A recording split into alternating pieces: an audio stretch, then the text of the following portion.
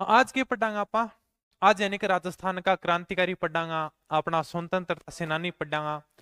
इसा आदमी जन ने यानी कि देश खातर बहुत ही बढ़िया काम करो। आप सबने आजादी दिलाई।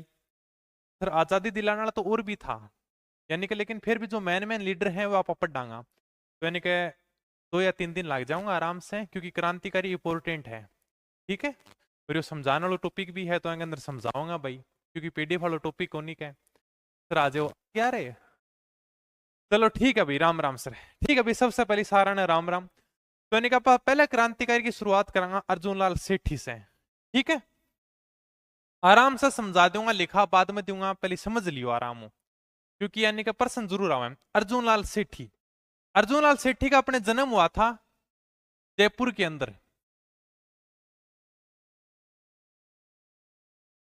जयपुर के एक जैन परिवार में जन्म हुआ था इनका।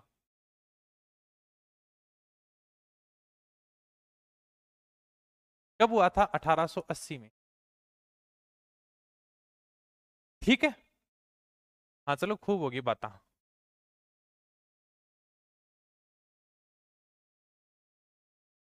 रोहित सर नमस्ते। चलो भाई का रोहित सर की श्रेणी ठीक है भाई का। हिंदी की क्लास कल से शुरू हो जाएगी। गुरुजी थोड़ा काम कर डाबिया व्यू के अंदर। ठीक है भाई, देखो जन्म इनका जयपुर के जैन परिवार में जन्म हुआ था 1880 के अंदर। इनको जयपुर में जन जागृति का जनक कहा जाता है। एक एक बात आराम से समझा दूंगा। जयपुर में जन जागृति का जनक।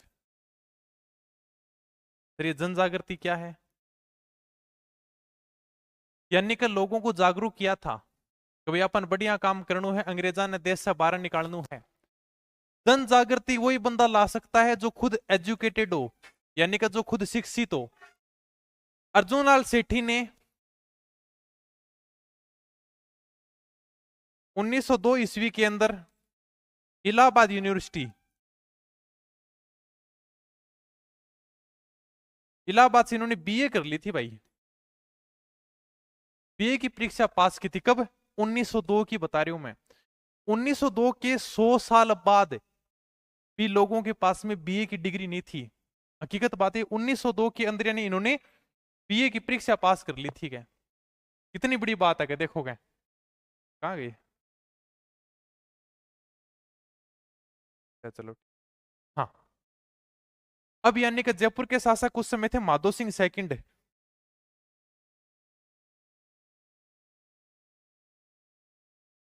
माधो सिंह सेकंड को पता चला यार कि मेरे राज्य में कोई इतना शिक्षित व्यक्ति है कि यानी कि उसने बीए की परीक्षा पास कर ली। माधो सिंह खुद अंगूठा छाप, और यानी कि 1902 में बीए की परीक्षा पास कर ली। तब माधो सिंह सेकंड ने अर्जुन लाल सेठी को मैसेज भेजा कि आप मेरे राज्य के प्रधानमंत्री बन जाओगे। अलग अलग बातें आती है, कोई तो ये कहता है कि इन्होंने राज्य के प्रधानमंत्री का पद दिया था, कोई कहता है अपने चोमू अपने जयपुर में है वहां की जिलाधीश का पद दिया था। हालांकि कोई नहीं पूछेगा, लेकिन यानी माधो सिंह सेकंड ने कहा था कि मेरे राज्य का प्रधानमंत्री बन जाओ। तब अर्जुन लाल सेठी बड़ा ही शानदार जवाब भेजते हैं क्या, अगर सेठी नौकरी करेगा ना तो अंग्रेजों को कौन नहीं निकालेगा। क्या यानी कि अगर मैं नौकरी करूंगा तो अंग्रेजों को कौन निकालेगा, मैं तो अंग्रेजों को देश से बाहर निकालूंगा। क्या इसलिए इन्होंने वर्धमान विश्वविद्यालय की स्थापना की थी 1908 में। ठीक है, क्या था देखो वर्धमान विद्यालय 1908। लेट हो गए आज। देखो भाई, यानी कि 1905 ईस्वी के अंदर जयपुर में इन्होंने एक संस्था की स्थापना की थी जिसका नाम था जैन शिक्षा प्रचारक समिति।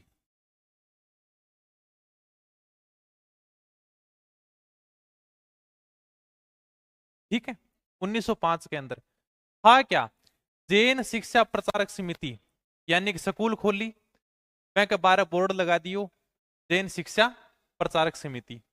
अंग्रेज जानता, बोर्ड देखता, अच्छा जैन शिक्षा यानी कि उसका कोई स्कूल साकुल होगा। लेकिन वास्तव में यहां पर क्या काम होता था, यहां पर काम होता था क्रांतिकारी तैयार करना। ठीक है, यानी कि क्रांतिकारियों को शिक्षा देना। क्रांतिकारी तैयार किए जाते थे यहां पर।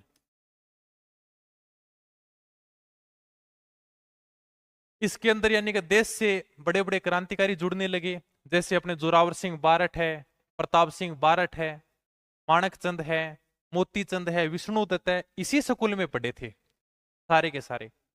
ठीक है। अब यानी कि जब बड़े बड़े लोग जुड़ने लगे, तब अर्जुनलाल सेठी ने इसका नाम चेंज कर दिया। पहले नाम था जैन शिक्षा प्रचारक समिति, यानी कि सिर्फ जैन के नाम पे था। 1908 ईस्वी के अंदर इन्होंने नाम कर दिया जैन वर्धमान विद्यालय। ठीक है। तो यानी कि बढ़िया काम कर रहे थे। अब सीधी सी बात है, क्रांतिकारियों ने क्रांति शुरुआत करने के लिए हथियार चाहिए, हथियार खरीदेंगे तो पैसे लगेंगे। अब इनके पास पैसे थे नहीं, बंदा एकदम बढ़िया एजुकेटेड भी था, पढ़ाई भी बढ़िया करी, 1902 में बीए की परीक्षा पास कर ली, लेकिन पैसे नहीं। उस टाइम पैसे किसके पास थे? साधु महात्माओं के पास। कभी तुम साधु महात्माओं के पैसे चेक करना जाके, पीसा बहुत आणकन हकीकत में देखना। बाकी जैसे मतलब पीछे खबर भी आई थी शायद के मतलब कोई भिखारी मर गया था, तो उसके मतलब देखा तो मतलब 1 करोड़ से भी ज्यादा पैसे मिले भिखारी के पास, जबकि था कुछ भी नहीं, खाना भी नहीं खाता था। तो साधु महात्माओं के पास पैसे ज्यादा हैं, आज भी ज्यादा हैं। अब क्या किया, यानी कि इन्होंने एक साधु से पैसे लूटने की कोशिश करी थी। वो घटना है निमेज की, निमेज हत्याकांड 1913। निमेज कहां पे पड़ता है? निमेज आरा में पड़ता है। निमेज गांव है, आरा। आरा कहां पे पड़ता है? बिहार में।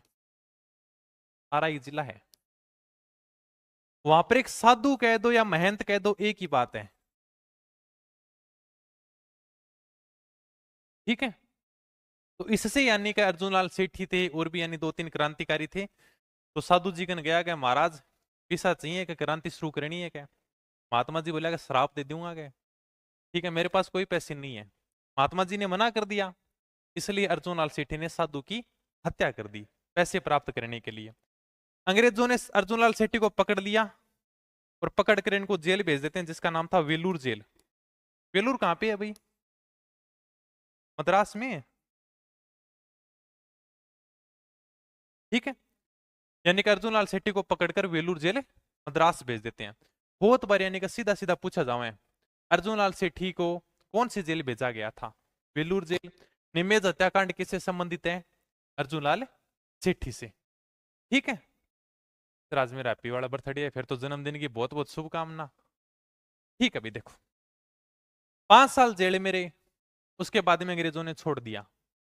जैसे ही छूटे, थोड़ा सा नक्शा बना लेते हैं, चलो 1 मिनट रुको। हाँ, ये यानी कि अपना दक्षिण भारत है। ठीक है। तो यहां पर पड़ता है अपने बिहार, सॉरी बिहार। ठीक है। यहां पर इन्होंने हत्या की थी साधु की। अंग्रेजों ने पकड़कर इनको भेज दिया यहां पर वेलूर।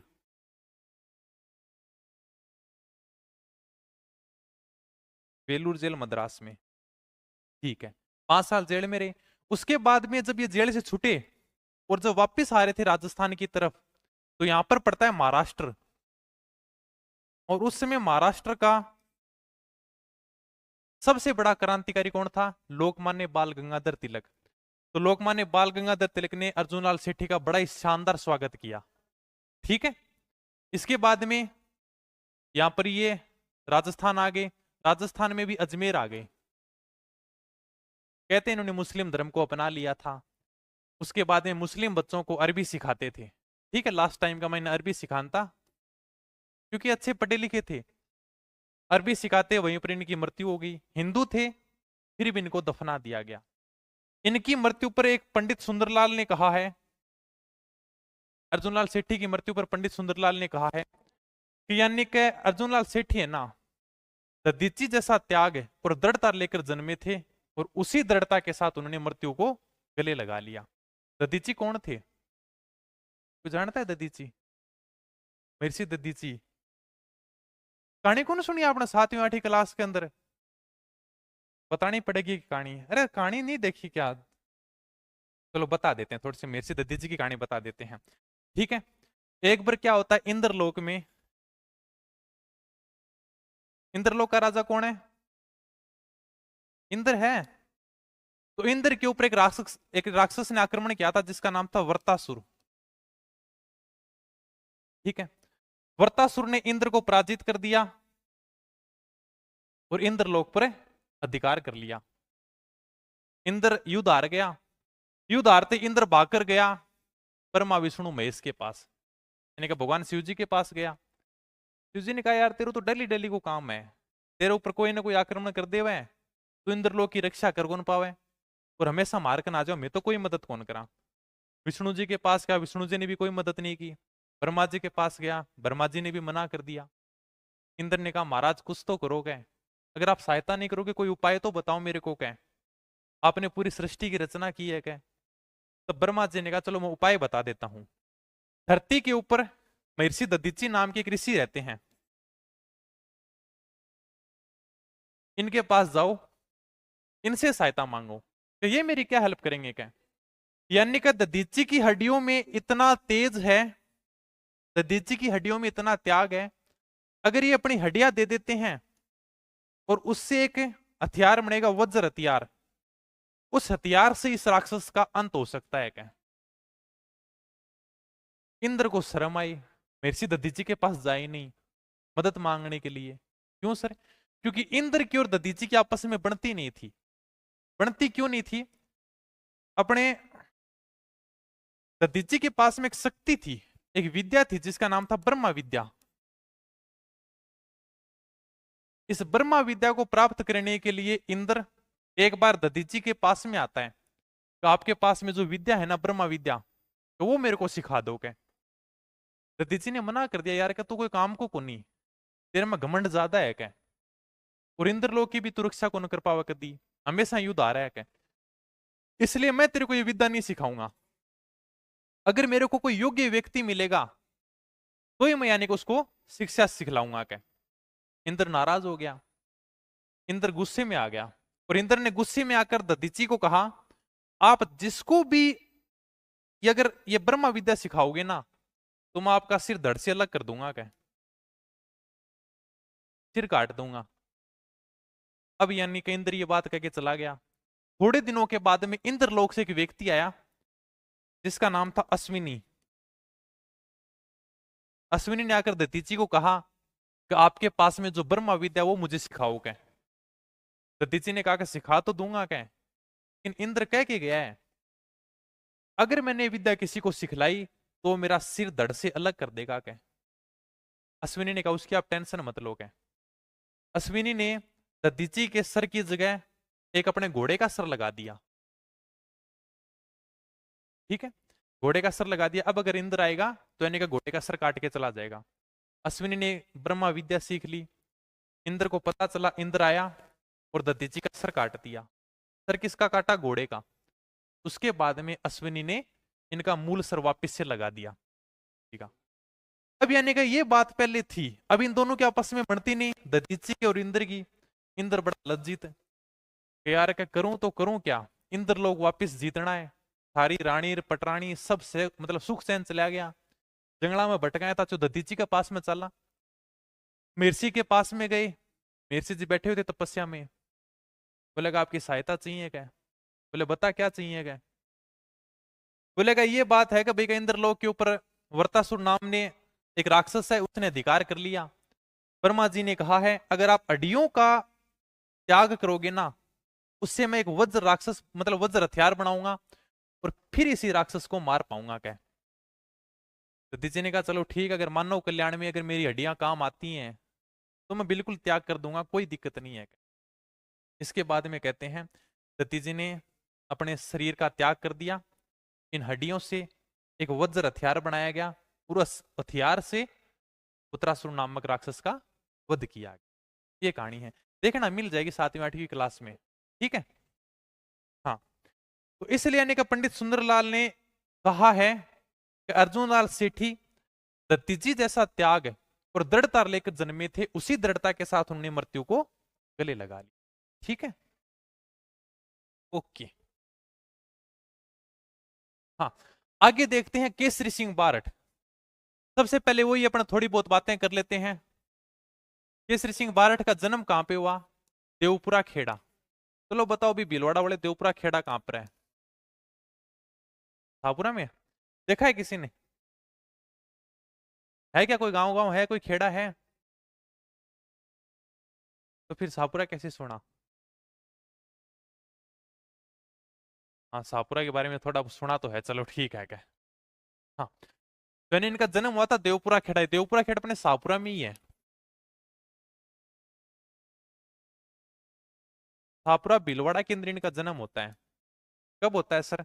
1872 को। ठीक है। जन्म हालांकि शाहपुरा भीलवाड़ा में होता है, लेकिन इनकी कर्म भूमि कोटा ही रही थी। सारा का सारा जो काम किया था ना, वो इन्होंने कोटा से किया था। ठीक है। अगर बात करूं मैं केसरी सिंह बारठ की, तो एकमात्र ऐसे क्रांतिकारी हैं जिन्होंने आजादी के लिए अपने पूरे परिवार को झोंक दिया।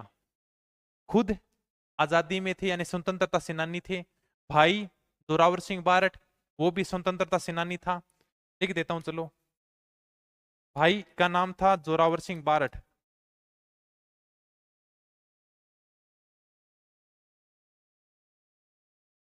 इनके बेटे का नाम था प्रताप सिंह बारठ।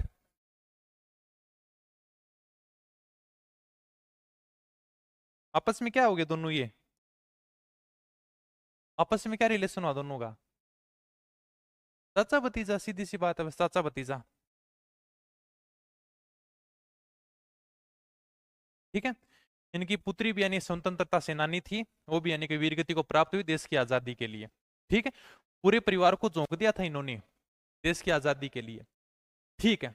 एक थोड़ी सी आप मैं बात पहले बता चुकी हूं। 1903 के अंदर केसरी सिंह बारठ की क्या बात बताई, बताओ? मेवाड़ के महाराणा फतेह सिंह के समय बताई थी। हाँ, मेवाड़ के महाराणा फतेह सिंह कहां पे जा रहे थे? लंदन का तो वो था एडवर्ड सप्तम, उसके राज्य के मतलब दरबार लगाया था। किसने लगाया था? लॉर्ड कर्जन ने। हाँ है। हाँ, यानी कि गवर्नर जनरल वायसराय उस समय भारत का था लॉर्ड कर्जन। इस लॉर्ड कर्जन ने दरबार लगाया था एडवर्ड सप्तम के राज्य के दौरान, यानी कि दिल्ली जा रहे थे उस समय, ट्रेन से जा रहे थे। केसरी सिंह बारठ को इस बात का पता चलता है कि यार कि अपने महाराणा फतेह सिंह है वो अंग्रेजों में शामिल होने के लिए जा रहे हैं। ठीक है। कौन जा रहे हैं? महाराणा फतेह सिंह।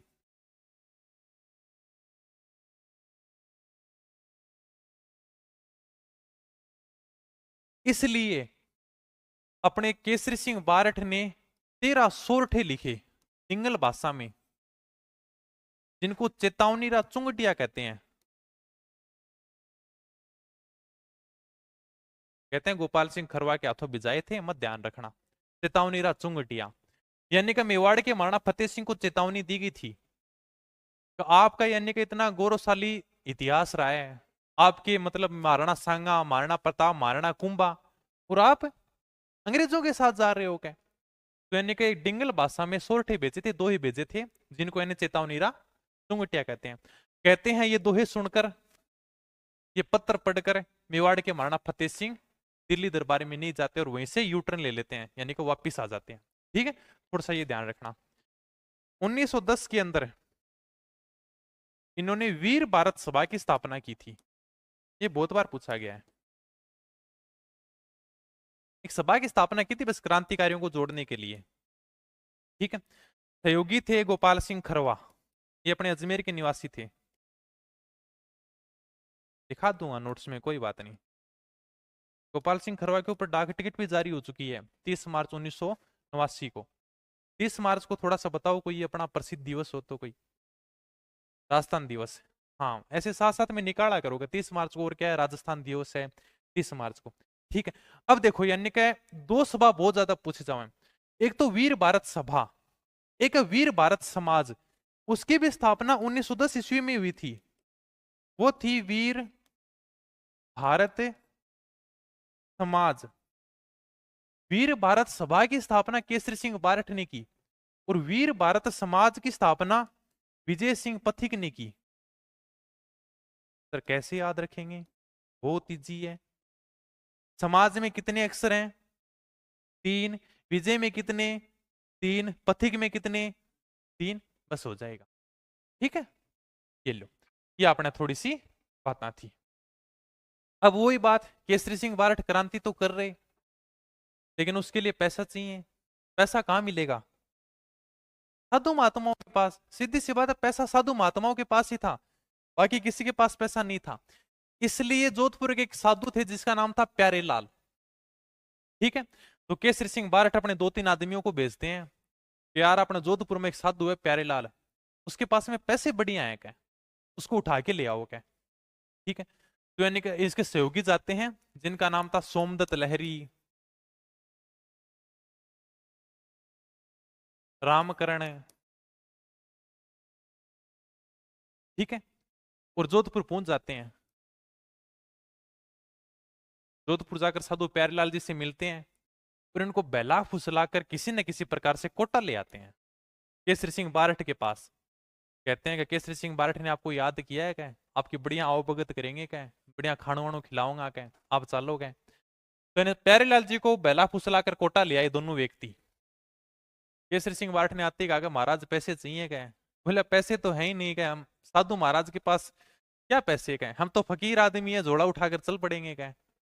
केसरी सिंह बारठ ने कहा ये डायलॉग और किसी को सुनाना क्या है, पैसे आपके पास ही है क्या।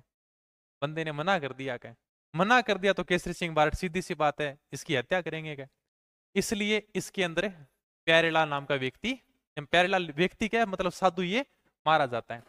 अंग्रेजों को पता चला कि भाई साधु की हत्या कर दी गई, इसलिए केसरी सिंह बारठ को पकड़कर हजारी जेल भेज देते हैं। हजारी अपने बिहार के अंदर है, लिखा होगा शायद, मैंने आगे देखता हूं, 1 मिनट,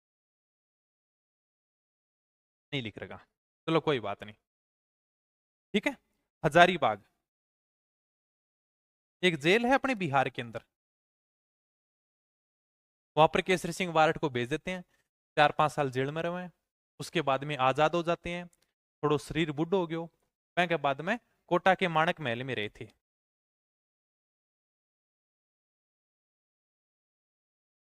ठीक है, जब ये जेल में थे ना, तब इनको इनके पुत्र प्रताप सिंह बारठ की शहादत का समाचार मिलता है। यार के प्रताप सिंह जी बारठ है वीरगति को प्राप्त हो गए क्या, अंग्रेजों के साथ में अंग्रेजों ने खूब सारी यातनाएं दी थी, आगे बढ़ेंगे क्या। तब केसरी सिंह बारठ का बड़ा ही शानदार डायलॉग था क्या कि भारत माता का पुत्र उसकी आजादी के लिए शहीद हो गया, मुझे बड़ी प्रसन्नता है क्या। यानी कि बेटा वीरगति को प्राप्त हो गया, 22 साल का लड़का था, फिर भी आंख में एक आंसू नहीं आया। कहा कि भारत माँ का बेटा था, उसकी आजादी के लिए शहीद हो गया, मुझे बड़ी प्रसन्नता है क्या, कोई दुख नहीं है। इसलिए आजाद हिंद फौज के संस्थापक थे रास बिहारी बोस, जो अपने सशस्त्र क्रांति के जनक भी कहलाते हैं। ठीक है, रास बिहारी बोस आजाद हिंद फौज के संस्थापक यही थे। ये सोचता होगा कि सर मैं तो नेताजी सुभाष चंद्र बोस पढ़े हुए, तुम मुझे खून दो मैं तुम्हें आजादी दूंगा, लेकिन वास्तव में संस्थापक यही थे, रास बिहारी बोस। रास बिहारी बोस ने केसरी सिंह बारठ के लिए कहा है कि केसरी सिंह बारठ का एकमात्र परिवार ऐसा परिवार है जिन्होंने भारत माँ की आजादी के लिए अपने पूरे परिवार को झोंक दिया था क्या। ठीक है, थोड़ी सी इनकी रचनाएं हैं, जैसे रूठी रानी चरित्र है, प्रताप चरित्र है, राज चरित्र है, जसवंत चरित्र है, दुर्गादास चरित्र है। ठीक है, श्यामलदास ददवाड़िया की जीवनी है, इनके राजनीतिक गुरु का नाम मेजिनी है जो इटली के राष्ट्रपिता कहलाते हैं। ये लिखने में बातें आ जाएंगी, समझाने वाली कुछ नहीं। ठीक है, ओके, आगे चलते हैं। प्रताप सिंह बारठ, देख सको टाबर सो लागे, ज्यादा बड़ो है को नहीं। केसरी सिंह बारठ का पुत्र यही है। जन्म कहां पे होगा, जहां पर पिता का जन्म हो वहीं पर बेटे का जन्म होगा। कहां पर होगा भाई, थापुरा भीलवाड़ा। बताओ, थोड़ा बहुत अनुमान लगाओ इनका जन्म कब हो सकता है, बताओ कौन से सन में हो सकता है। पिता का जन्म 1872 में हुआ, कितने साल बाद यानी कि बेटे का जन्म हो सकता है।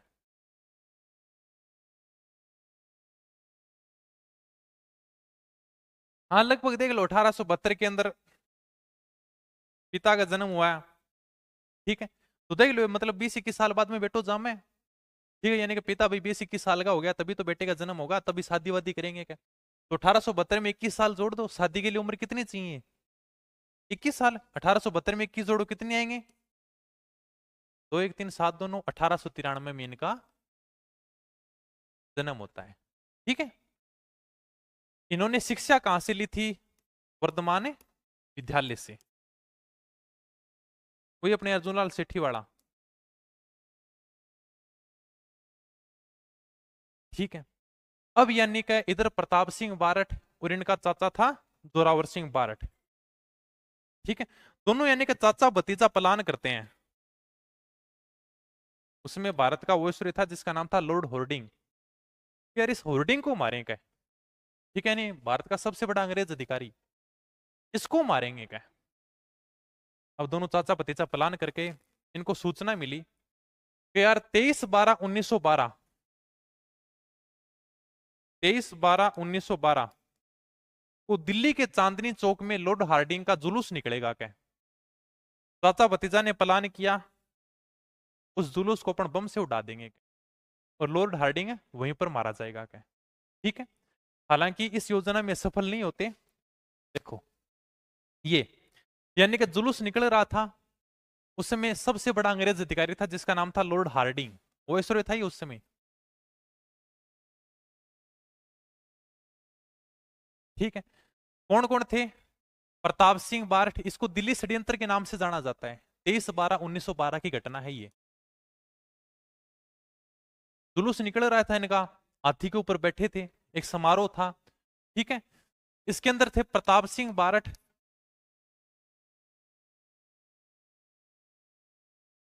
जोरावर सिंह बारठ, दोनों चाचा भतीजे ही हो गए।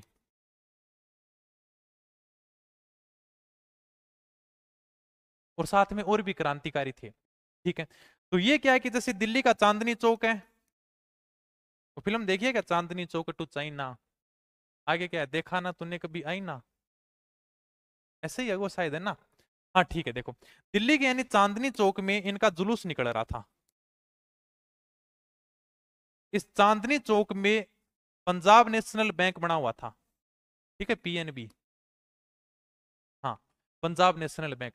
इस पंजाब नेशनल बैंक की इमारत पर चढ़ जाते हैं दोनों बंदे, और भी क्रांतिकारी थे इनके साथ में। ठीक है। जैसे ही यानी कि लॉर्ड हार्डिंग का जुलूस आया, ऊपर से प्रताप सिंह बारठ ने बम घेर दिया। लेकिन बंदे की किस्मत थी, बम इसके ऊपर नहीं पड़ा, बम यानी कि थोड़ा पास में जाके पड़ा, क्योंकि ऊपर से गिरा था। लॉर्ड हार्डिंग बच गया। अंग्रेजों ने प्रताप सिंह बारठ को पकड़ लिया और पकड़कर बरेली जेल में डाल दिया। झुमका गिरा रे बरेली के बाजार में, है ना? तो यानी कि इसको पकड़कर बरेली जेल में डाल दिया। जोरावर सिंह बारठ भाग गया और कभी अंग्रेजों के हाथ नहीं आया। जोरावर सिंह बारठ ने अपना नाम रख लिया था बाद में अमरदास वैरागी।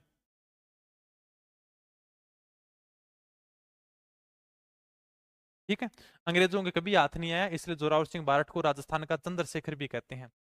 जिस प्रकार से चंद्रशेखर आजाद कभी अंग्रेजों के हाथ नहीं आए थे, उसी प्रकार राजस्थान में जोरावर सिंह बारठ भी कभी अंग्रेजों के हाथ नहीं आया था। लेकिन प्रताप सिंह बारठ बच्चा था, 22 साल का युवा था, अंग्रेजों ने पकड़ लिया, पकड़कर बरेली की जेल में डाल दिया। ठीक है। खूब सारी यातनाएं दी गई, यानी कि बहुत प्रताड़ित किया गया, लेकिन बंदा टस से मस नहीं हुआ। एक अंग्रेज अधिकारी था जिसका नाम था क्लीवलैंड। ठीक है। चलो यहां बता देता हूं।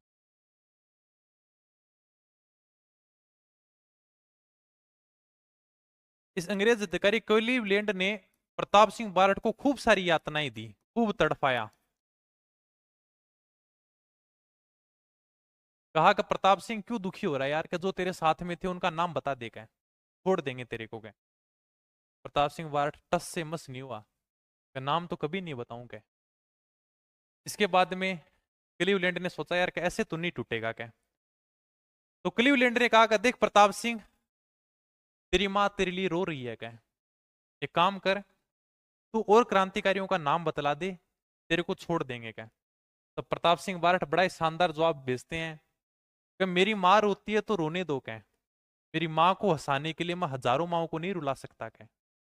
इतनी घोर सारी यातनाएं से 22 साल का युवा यातनाएं सहन करके वीरगति को प्राप्त हो गया, लेकिन यानी कि मुंह से किसी भी क्रांतिकारी का नाम तक नहीं बताया गया।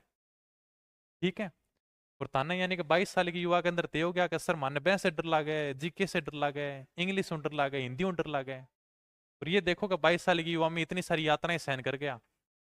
ठीक है। तो इनको भी देखो रे, इन्होंने भी जिंदगी जी थी देश के लिए क्या। यानी कि बड़ा ही शानदार जवाब था कि अगर मेरी माँ रोती है तो रोने दो क्या है। मेरी माँ को हंसाने के लिए मैं हजारों माओं को नहीं रुला सकता। अगर मैंने क्रांतिकारियों का नाम बता दिया ना तो मेरी माँ हंस लेगी, लेकिन मेरी एक की माँ हंसेगी क्या, बाकी हजारों माँ रोएंगी पीछे गए। ठीक है। सेठ दामोदर दास राठी। राठी वहीं की है जहां की लाठी है। लाठी कहां पे, लाठी सीरीज कहां पे है, बीकानेर में। ये तुमने पढ़ी नहीं, भूगर्भिक जल पट्टी, 80 मीटर लंबी 20 मीटर चौड़ी। मैं पढ़ाऊंगा तुमको, चलो ज्योग्राफी। तुमको ज्योग्राफी में इतना शानदार मजा आएगा, पढ़ाएंगे चलो। ठीक है, धीरे धीरे टाइम मिलेगा, धीरे धीरे सब कराएंगे।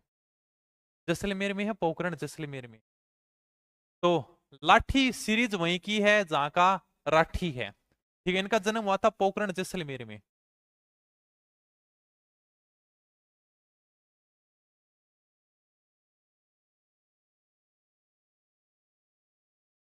ठीक है, कर्म भूमि इनकी ब्यावरी रही थी।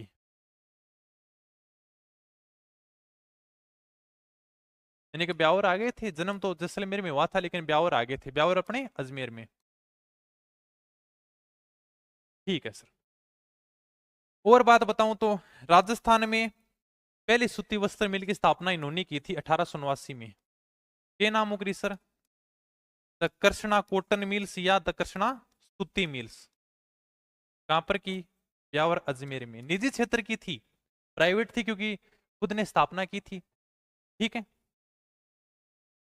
और तो क्या है इनके बारे में बातें, हाँ, राजस्थान के स्वतंत्रता संग्राम का भामाशाह कहते हैं इनको।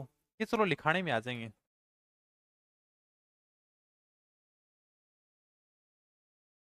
संग्राम का भामाशाह कहते हैं इनको। एक बात और होगी बस, ब्यावर में सनातन धर्म में विद्यालय की स्थापना की थी, वो चलो लिखा देंगे। ठीक है, ज्यादा इनकी बात नहीं है, ये थोड़ा सा ध्यान रखना, ये बहुत बार पूछेगी एग्जाम में। राजस्थान की पहली सूती वस्त्र मिल द कृष्णा मिल के नाम से ब्यावर अजमेर में 1889 में स्थापना की थी। आगे चलो भी, विजय सिंह पथिक आपा किसान आंदोलन में पढ़ चुके हैं बहुत ज्यादा। दो तीन बातें बता दूं क्योंकि पूरा का पूरा बिजुलिया किसान आंदोलन पढ़ चुके हैं। जन्म हुआ था इनका गुठावली गांव है अपने, कहां पर है सर, बुलंदशहर। बुलंदशहर कहां पे है, उत्तर प्रदेश के अंदर। ठीक है। और बात बताऊं तो मूल नाम इनका भूप सिंह गुर्जर है।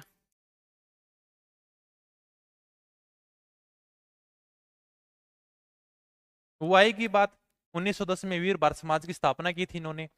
ठीक है। इसके अलावा अपने सशस्त्र क्रांति, ये थोड़ा मैंने उसमें बताया था, सशस्त्र क्रांति में भाग लिया था इन्होंने, बताया था ना सशस्त्र क्रांति।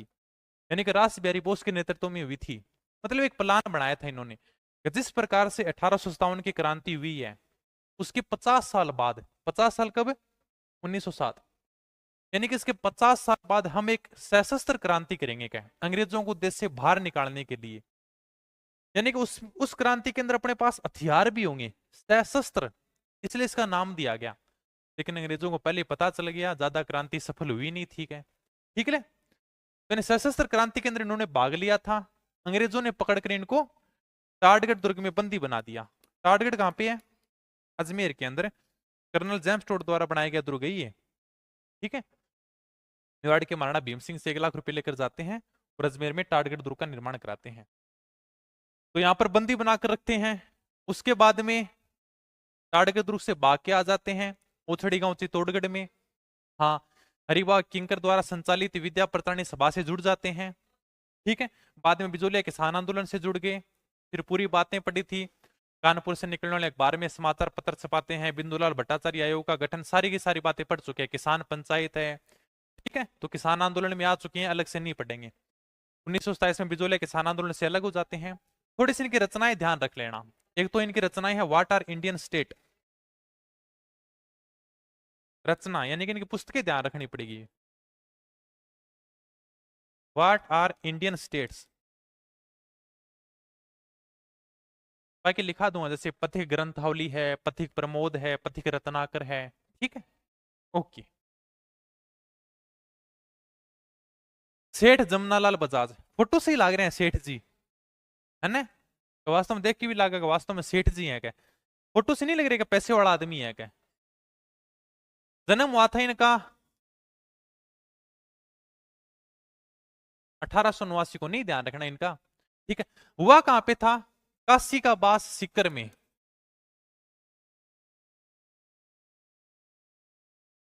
काशी का बास कहां पर है? सीकर के अंदर है, ठीक है।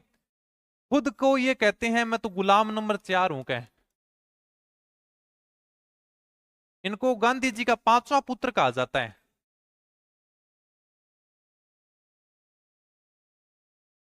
सर गुलाम नंबर 4 क्यों कहते हैं? अपने आप को गुलाम नंबर 4 कहते थे कि पहला गुलाम अपना भारत है अंग्रेजों का, उस समय था। दूसरा गुलाम सीकर है।